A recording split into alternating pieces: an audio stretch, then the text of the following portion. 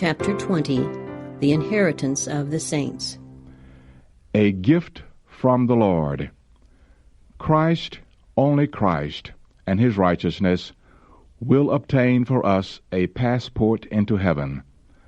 Letter number 6B, 1890.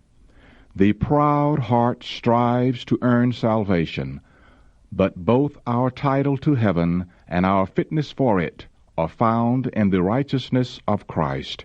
Desire of Ages, page 300, 1898.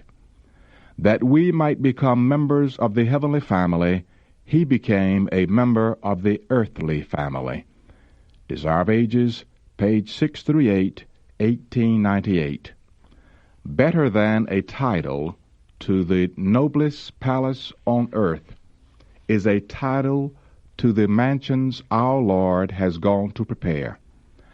And better than all the words of earthly praise will be the Savior's words to his faithful servants, "Come, ye blessed of my Father, inherit the kingdom prepared for you from the foundation of the world." Christ Object Lessons, page 374, 1900. Why we should think about the future world. Jesus has brought heaven to view and presents its glory to our eyes in order that eternity may not be dropped out of our reckoning. Signs of the Times, April 4, 1895. With eternal realities in view, we will habitually cultivate thoughts of the presence of God. This will be a shield against the incoming of the enemy. It will give strength and assurance, and lift the soul above fear. Breathing in the atmosphere of heaven, we will not be breathing the malaria of the world. Jesus comes to present the advantages and beautiful imagery of the heavenly, that the attractions of heaven shall become familiar to the thoughts, and memory's hall be hung with pictures of celestial and eternal loveliness. The great teacher gives man a view of the future world. He brings it, with its attractive possessions, within the range of his vision. If he can fasten the mind upon the future life and its blessedness, in comparison with the temporal concerns of this world, the striking contrast is deeply impressed upon the mind, absorbing the heart and soul and the whole being. Our High Calling, pages 285 and 286, 1890. The Christian's motives. Motives stronger and agencies more powerful could never be brought into operation.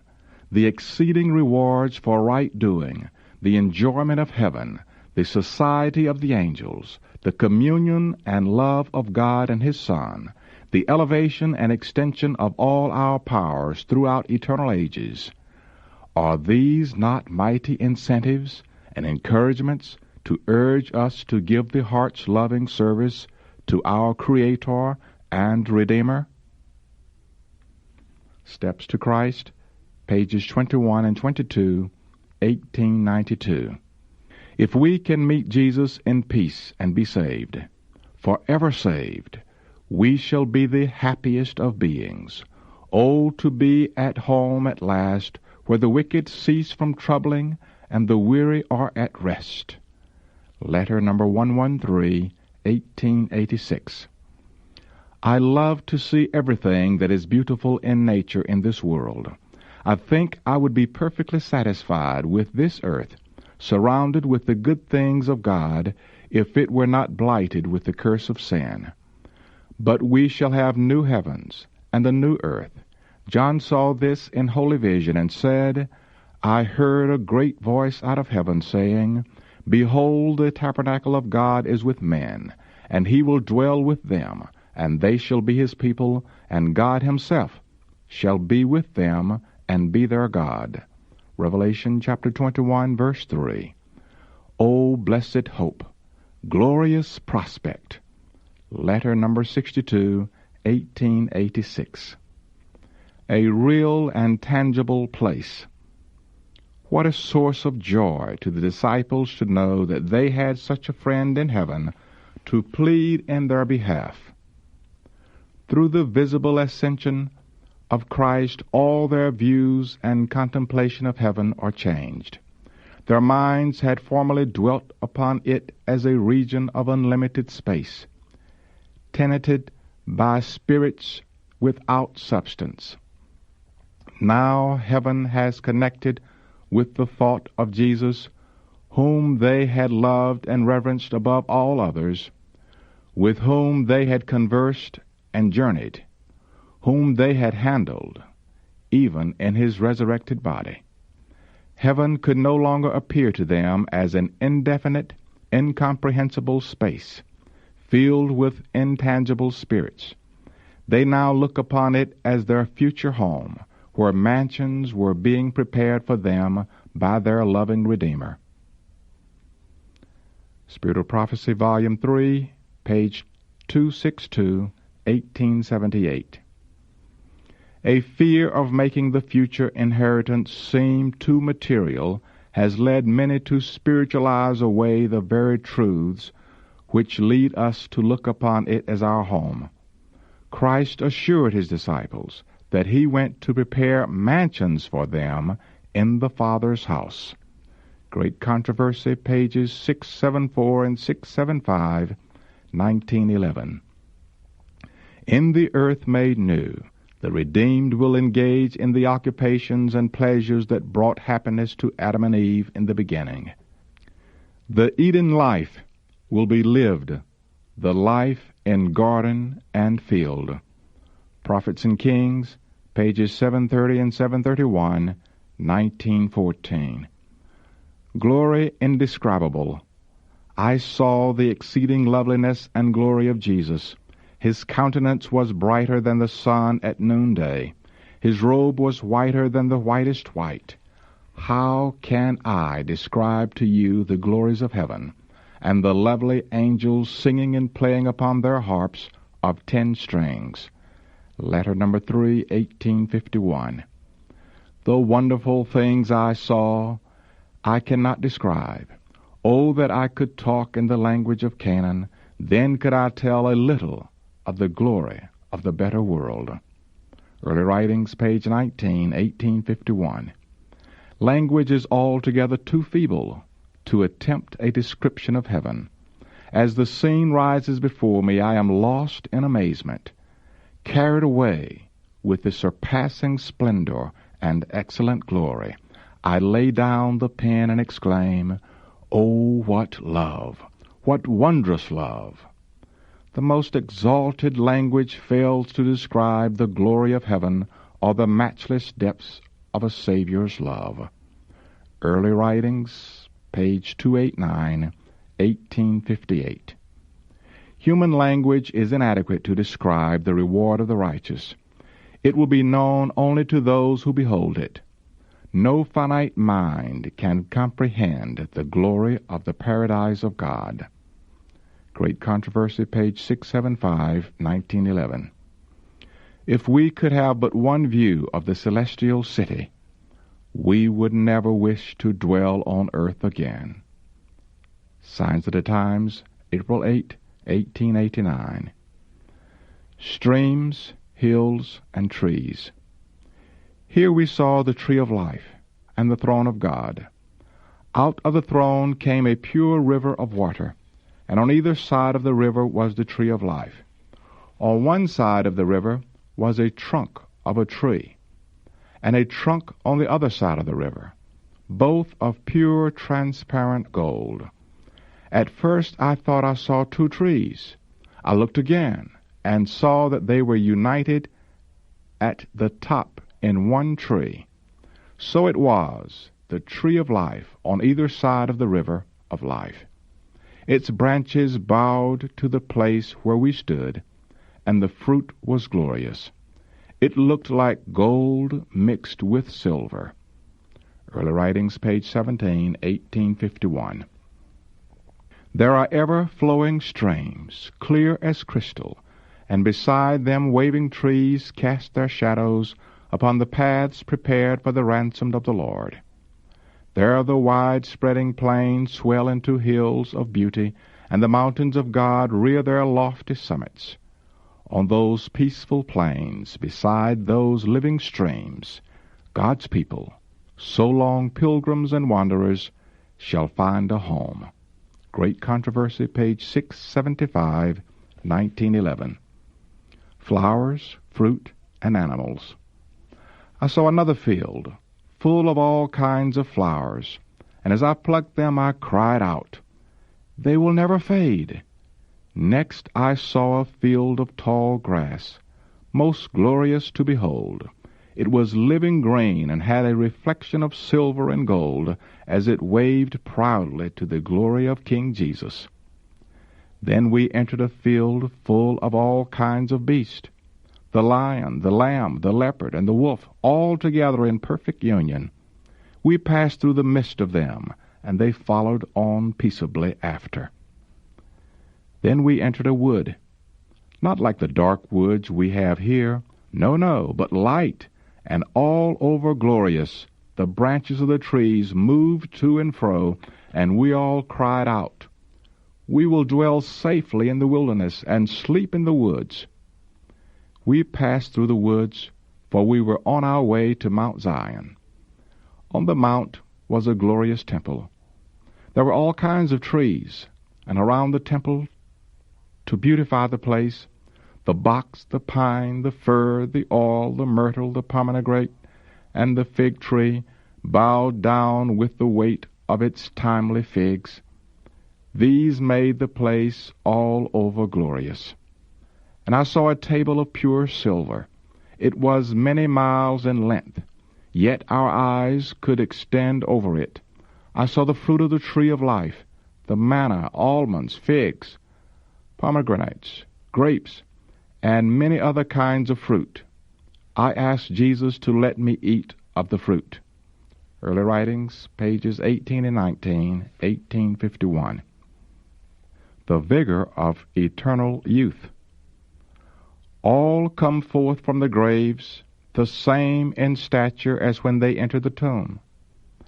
Adam, who stands among the risen throng, is of lofty height and majestic form, in stature but little below the Son of God. He presents a marked contrast to the people of later generations. In this one respect is shown the great degeneracy of the race. But all arise with the freshness and vigor of eternal youth. Restored to the tree of life in the long-lost Eden, the redeemed will grow up. Malachi chapter 4, verse 2. To the full stature of a race in its primeval glory. Great Controversy, pages 644 and 645, 1911. If Adam, at his creation, had not been endowed with 20 times as much vital force as men now have, the race, with their present habits of living in violation of natural law, would have become extinct. Testimonies to the Church, Volume 3, page 138, 1872. None will need or desire repose. There will be no weariness in doing the will of God and offering praise to His name. We shall ever feel the freshness of the morning, and shall ever be far from its close. The acquirement of knowledge will not weary the mind or exhaust the energies. Great Controversy, pages 676 and 677, 1911. Heaven is all health. Testimonies to the Church, Volume 3, page 172, 1872. Happiness guaranteed. Jesus lifted the veil from the future life. In the resurrection, He said, they neither marry nor are given in marriage, but are as the angels of God in heaven. Matthew chapter 22, verse 30, Desire of Ages, page 605, 1898. There are men today who express their belief that there will be marriages and births in the new earth.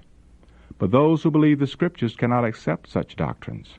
The doctrine that children will be born in the new earth is not a part of the sure word of prophecy. It is presumption to indulge in suppositions and theories regarding matters that God has not made known to us in His Word.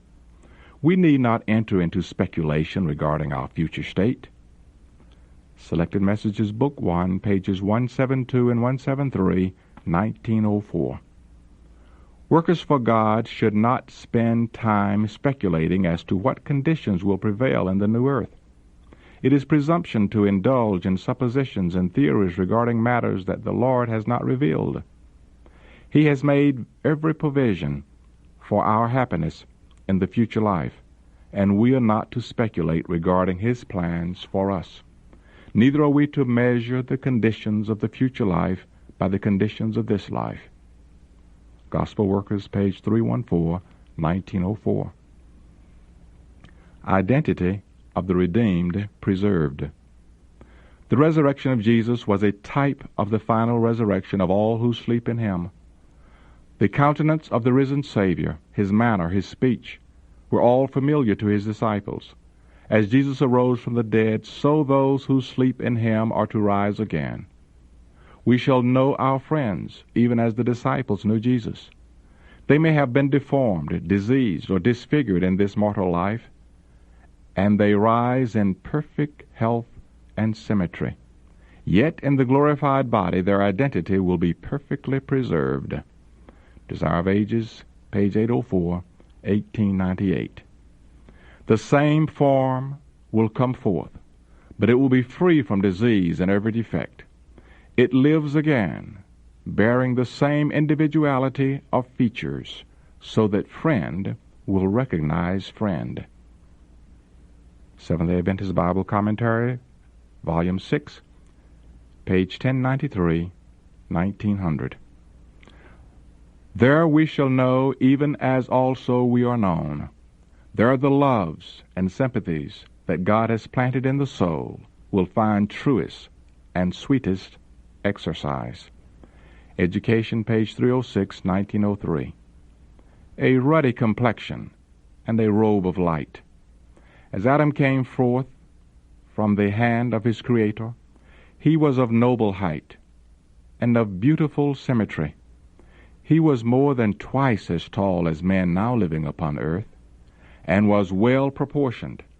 His features were perfect and beautiful. His complexion was neither white nor sallow, but ruddy, glowing with the rich tint of health. Eve was not quite as tall as Adam. Her head reached a little above his shoulders. She too was noble, perfect in symmetry, and very beautiful. Sons and Daughters of God, page 34, 1864. The sinless pair were of no artificial garments. They were clothed with a covering of light and glory, such as the angels wear. So long as they lived in obedience to God, this robe of light continued to enshroud them. Patriots and Prophets, page 45, 1890. The joy of seeing our family in heaven. We see a retinue of angels on either side of the gate, and as we pass in, Jesus speaks, "Come, ye blessed of my Father, inherit the kingdom that is prepared for you from the foundation of the world." Here he tells you to be a partaker of his joy. And what is that? It is the joy of seeing of the travail of your soul. Fathers, it is the joy of seeing that your efforts, mothers, are rewarded. Here are your children. The crown of life is upon their heads. Child Guidance, page 567 and 568, 1895. God's greatest gift is Christ, whose life is ours, given for us. He died for us and was raised for us, that we might come forth from the tomb to a glorious companionship with heavenly angels, to meet our loved ones and to recognize their faces, for the Christ-likeness does not destroy their image, but transforms it into his glorious image. Every saint connected in family relationship here will know each other there. Selected Messages, Book 3, page 316, 1898. The salvation of infants and imbeciles. As the little infants come forth immortal from their dusty beds, they immediately wing their way to their mother's arms. They meet again, nevermore to part. But many of the little ones have no mother there. We listen in vain for the rapturous song of triumph from the mother. The angels receive the motherless infants and conduct them to the tree of life. Selected Messages, Book 2, pages 260, 1858. Some question whether the little children of even believing parents should be saved, because they have had no test of character, and all must be tested and their character determined by trial. The question is asked, how can little children have this test and trial? I answer that the faith of the believing parents covers the children, as when God sent his judgments upon the firstborn of the Egyptians. Whether all the children of unbelieving parents will be saved, we cannot tell, because God has not made known his purpose in regard to this matter, and we had better leave it where God has left it, and dwell upon subjects made plain in his word. Selected Messages, Book 3, pages 313 through 315, 1885. In regard to the case of A, you see him as he now is, and deplore his simplicity. He is without the consciousness of sin. The grace of God will remove all this hereditary, transmitted imbecility, and he will have an inheritance among the saints in light. To you the Lord has given reason. A is a child as far as the capacity of reason is concerned, but he has the submission and obedience of a child. Manuscript Release, Volume 8, page 210, 1893. Tribute to Faithful Mothers. When the judgment shall sit, and the books shall be opened, when the well done of the great judge is pronounced, and the crown of immortal glory is placed upon the brow of the victor, many will raise their crowns in sight of the assembled universe, and pointing to their mother say, "She made me all I am through the grace of God. Her instruction, her prayers have been blessed to my eternal salvation." Messages to Young People, page 330, 1881. The angels of God immortalize the names of the mothers whose efforts have won their children to Jesus Christ. Child Guidance, page 568, 1895. The reward of the winner of souls. When the redeemed stand before God, precious souls will respond to their names who are there because of the faithful, patient efforts put forth in their behalf, the entreaties and earnest persuasions to flee to the stronghold. Thus those who in this world have been laborers together with God will receive their reward. Testimonies to the Church, Volume 8, pages 196 and 197, 1904. When the gates of that beautiful city on high are swung back on their glittering hinges, and the nations that have kept the truth shall enter in, crowns of glory will be placed on their heads, and they will ascribe the honor and glory and majesty to God. And at that time some will come to you, and will say, "If it had not been for the words you spoke to me in kindness, if it had not been for your tears and supplications and earnest efforts, I should never have seen the King in his beauty." What a reward is this! How insignificant is the praise of human beings in this earthly transient life in comparison with the infinite rewards that await the faithful in the future immortal life. Words of encouragement to self-supporting workers 113, Volume 16, 1909. Our dispositions unchanged. If you would be a saint in heaven, you must first be a saint on earth. The traits of character you cherish in life will not be changed by death or by the resurrection. You will come up from the grave with the same disposition you manifested in your home and in society. Jesus does not change the character at his coming. The work of transformation must be done now. Our daily lives are determining our destiny.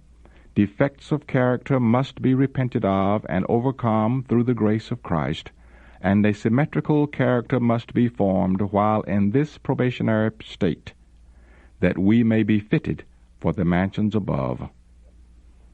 Manuscript Release, Volume 13, page 82, 1891. Heaven's peaceful and loving atmosphere.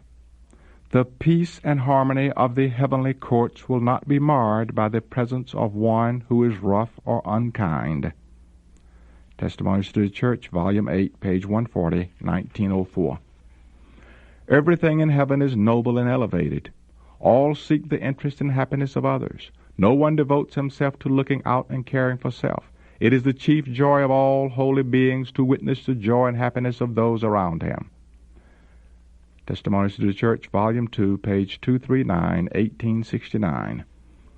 I seem to be there where all was peace, where no stormy conflicts of earth could ever come. Heaven, a kingdom of righteousness where all the holy and pure and blessed are congregated. 10,000 times 10,000 and thousands of thousands living and walking in happy, pure intimacy, praising God and the Lamb who sitteth on the throne. Their voices were in perfect harmony. They never do each other wrong. Princes of heaven, the potentates of this mighty realm, are rivals only in good, seeking the happiness and joy of each other. The greatest there is least in self-esteem, and least is greatest in his gratitude and wealth of love. There are no dark errors to cloud the intellect. Truth and knowledge, clear, strong, and perfect, have chased every doubt away, and no gloom of doubt cast its baleful shadow upon its happy inhabitants. No voices of contention mar the sweet and perfect peace of heaven. Its inhabitants know no sorrow, no grief, no tears. All is in perfect harmony, in perfect order, and perfect bliss. Heaven is a home where sympathy is alive in every heart, expressed in every look. Love reigns there.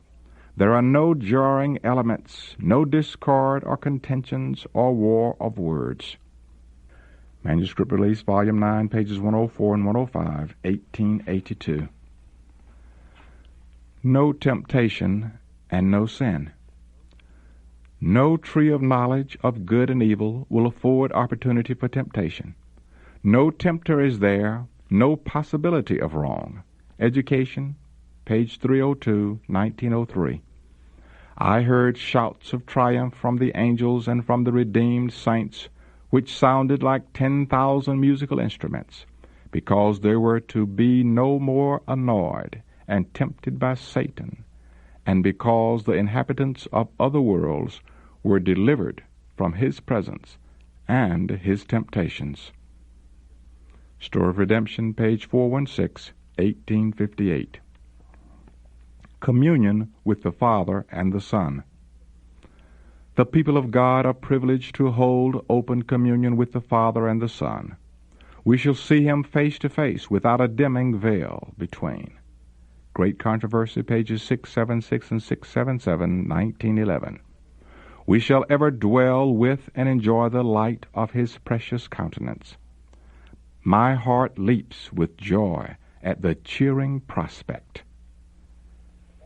Heavenly Places, page 352, 1856. Heaven is where Christ is. Heaven would not be heaven to those who love Christ if he were not there. Manuscript number 41, 1897. There will be a close and tender relationship between God and the risen saints. Desire of Ages, page 606, 1898. Casting at the feet of the Redeemer the crowns that he had placed on our heads, and touching our golden harps, we shall fill all heaven with praise to him that sitteth on the throne. Testimonies to the Church, volume 8, page 254, 1904. If during this life they are loyal to God, they will at last see his face, and his name shall be in their foreheads. Revelation chapter 22, verse 4. And what is the happiness of heaven but to see God? What greater joy could come to the sinner, saved by the grace of Christ, than to look upon the face of God and know him as Father? Testimonies to the Church, volume 8, page 268, 1904. Fellowship with angels and the faithful of all ages. Every redeemed one will understand the ministry of angels in his own life. The angel who was his guardian from his earliest moment, the angel who watched his steps and covered his head in the day of peril, the angel who was with him in the valley of the shadow of death, who marked his resting place, who was the first to greet him in the resurrection morning. What will it be to hold converse with him, and to learn the history of divine interposition in the individual life, of heavenly cooperation in every work for humanity? Education, page 305, 1903. From what dangers, seen and unseen, we have been preserved through the interposition of the angels, we shall never know, until in the light of eternity we see the providences of God. Desire of Ages, page 240, 1898. The loves and sympathies which God himself has planted in the soul shall there find truest and sweetest exercise. The pure communion with holy beings, the harmonious social life with the blessed angels and with the faithful ones of all ages, who have washed their robes and made them white in the blood of the Lamb, the sacred ties that bind together the whole family in heaven and earth. Ephesians chapter 3, verse 15. These help to constitute the happiness of the redeemed. Great Controversy, page 677, 1911. Bearing testimony to unfallen beings. The Son of Man came not to be ministered unto, but to minister. Matthew chapter 20, verse 28. Christ's work below is his work above, and our reward for working with him in this world will be the greater power and wider privilege of working with him in the world to come. Ye are my witnesses, saith the Lord, that I am God. Isaiah chapter 43, verse 12. This also we shall be in eternity. For what was the great controversy permitted to continue throughout the ages? Why was it that Satan's existence was not cut short at the outset of his rebellion? It was that the universe might be convinced of God's justice in his dealing with evil, that sin might receive eternal condemnation. In the plan of redemption there are heights and depths that eternity itself can never exhaust, marvels into which the angels desire to look. The redeemed only of all created beings have in their own experience known the actual conflict with sin. They have wrought with Christ, and, as even the angels could not do, have entered into the fellowship of his sufferings. Will they have a testimony as to the science of redemption? Nothing that will be of worth to unfallen beings. Education, page 308, 1903. Praising God in rich melodious music. There will be music there, and song, and such music and song as save in the visions of God, no mortal ear has heard or mind conceived. The song which the ransomed ones will sing, the song of their experience, will declare the glory of God. Great and marvelous are thy works, O Lord God Almighty. Righteous and true are thy ways, thou King of the ages. Who shall not fear, O Lord, and glorify thy name? For thou only art holy. Revelation chapter 15, verse 3 and 4. Revised Version, Education 307 through 309, 1903. There is one angel who always leads, who first touches the harp and strikes the note. Then all join in the rich, perfect music of heaven. It cannot be described. It is melody, heavenly, divine. Testimonies to the Church, Volume 1, page 146, 1857. Not as a man of sorrows, but as a glorious and triumphant king, he will stand upon Olivet, while Hebrew hallelujahs mingle with Gentile hosannas, and the voices of the redeemed as a mighty host shall swell the acclamation, crown him Lord of all. Desire of Ages, page 830, 1898. Searching out the treasures of the universe. There, when the veil that darkens and our vision shall be removed, and our eyes shall behold that world of beauty, of which we now catch glimpses through the microscope, when we look on the glories of the heavens, now scanned afar through the telescope, when the blight of sin removed, the whole earth shall appear in the beauty of the Lord our God. What a field will be open to our study! There the student of science may read the records of creation and discern no reminders of the law of evil. He may listen to the music of nature's voices and detect no note of wailing or undertone of sorrow. All the treasures of the universe will be open to the study of God's children. With unalterable delight, we shall enter into the joy and the wisdom of unfallen beings. We shall share the treasures gained through ages upon ages spent in contemplation of God's handiwork. Education, pages 303 and 307, 1903.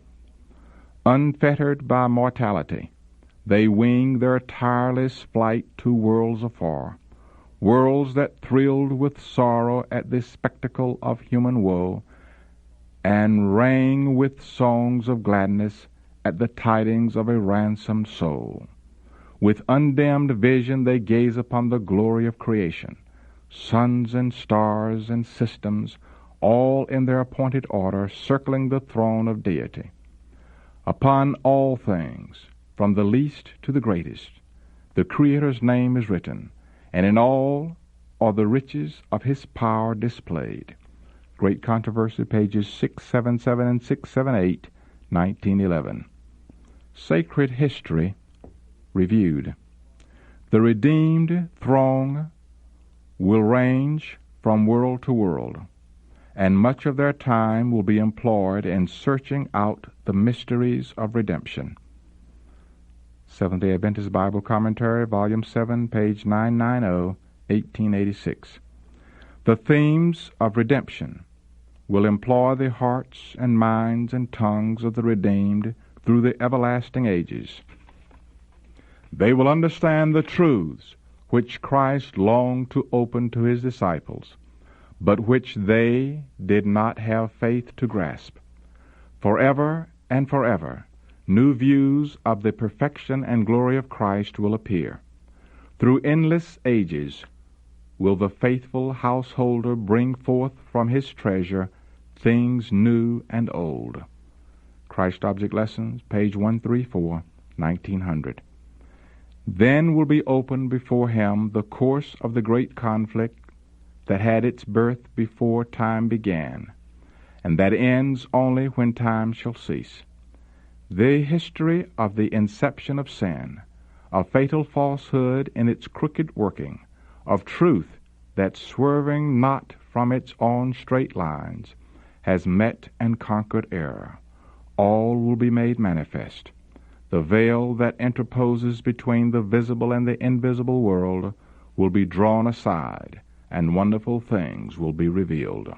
Education, page 304, 1903. Though the griefs and pains and temptations of earth are ended, and the cause removed, the people of God will ever have a distinct, intelligent knowledge of what their salvation has cost. Our Redeemer will ever bear the marks of his crucifixion. Upon his wounded head, upon his side, his feet and hands are the only traces of the cruel work that sin has wrought. Great Controversy, pages 651 and 674, 1911. Life's perplexities explained. All the perplexities of life's experience will then be made plain. Where to us have appeared only confusion and disappointment, broken purposes, and thwarted plans, will be seen a grand, overruling, victorious purpose, a divine harmony. Education, page 305, 1903. There Jesus will lead us beside the living stream, flowing from the throne of God, and will explain to us the dark providences through which on this earth he brought us in order to perfect our characters. Testimonies to the Church, volume 8, page 254, 1904. All that has perplexed us in the providences of God will in the world to come be made plain. The things hard to be understood will then find explanation. The mysteries of grace will unfold before us. Where our finite minds discover only confusion and broken promises, we shall see the most perfect and beautiful harmony. We shall know that infinite love ordered the experiences that seemed most trying. As we realize the tender care of Him who makes all things work together for our good, we shall rejoice with joy unspeakable and full of glory. Testimonies to the Church, volume 9, page 286, 1909. The outworking of every noble deed. All who have wrought with unselfish spirit will behold the fruit of their labors. The outworking of every right principle and noble deed will be seen. Something of this we see here. But how little of the result of the world's noblest work is in this life manifest to the doer. How many toil unselfishly and unweariedly for those who pass beyond their reach and knowledge. Parents and teachers lie down in their sleep, their life works seeming to have been wrought in vain. They know not that their faithfulness has unsealed springs of blessing that can never cease to flow.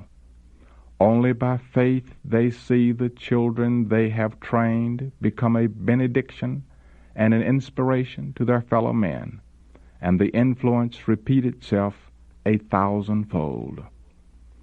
Many a worker sends out into the world messages of strength and hope and courage, words that carry blessings to hearts in every land, but of the results, he, toiling in loneliness and obscurity, knows little. So gifts are bestowed, burdens are borne, labor is done, men sow the seed from which above their graves others reap blessed harvest. They plant trees that others may eat the fruit. They are content here to know that they have set in motion agencies for good. In the hereafter, the action and reaction of all these will be seen. Education, pages 305 and 306, 1903. our joy will constantly increase. There are mysteries in the plan of redemption. The humiliation of the Son of God, that he might be found in fashion as a man. The wonderful love and condescension of the Father in yielding up his Son, that are to the heavenly angels subjects of continual amazement. And these will be the study of the redeemed through eternal ages, as they contemplate the work of God in creation and redemption. New truth will continually unfold to the wondering and delightful mind. As they learn more and more of the wisdom, the love, and the power of God, their minds will be constantly expanding, and their joy will continually increase.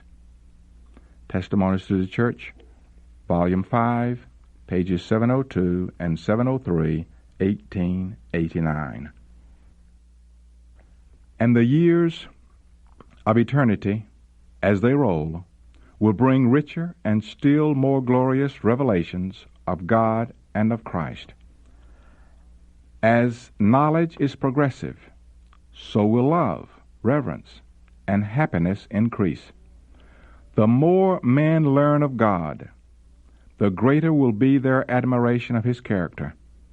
As Jesus opens before them the riches of redemption and the amazing achievements in the great controversy with Satan, the hearts of the ransomed thrill with more fervent devotion and with more rapturous joy. They sweep the harps of gold, and 10,000 times 10,000 and thousands of voices unite to swell the mighty chorus of praise. Great Controversy, page 678, 1911. Ever an infinity beyond. Every power will be developed, every capability increased. The grandest enterprise will be carried forward, the loftiest aspirations will be reached, the highest ambitions realized, and still there will arise new heights to surmount, new wonders to admire, new truths to comprehend, fresh objects to call forth the powers of body and mind and soul. Education, page 307, 1903. However far we may advance in the knowledge of God's wisdom and his power, there is ever an infinity beyond. Review and Herald, September 14, 1886. All the paternal love which has come down from generation to generation through the channel of human hearts, all the springs of tenderness which have opened in the souls of men, are but as a tiny rill to the boundless ocean when compared with the infinite exhaustless love of God. Tongue cannot utter it. Pen cannot portray it. You may meditate upon it every day of your life. You may search the Scriptures diligently in order to understand it. You may summon every power and capability that God has given you in the endeavor to comprehend the love and compassion of the Heavenly Father, and yet there is an infinity beyond. You may study that love for ages, yet you can never fully comprehend the length and the breadth and the depth of the height of the love of God in giving his Son to die for the world. Eternity itself can never fully reveal it. Testimonies to the Church, Volume 5, page 740. The whole universe declares that God is love. The great controversy is ended.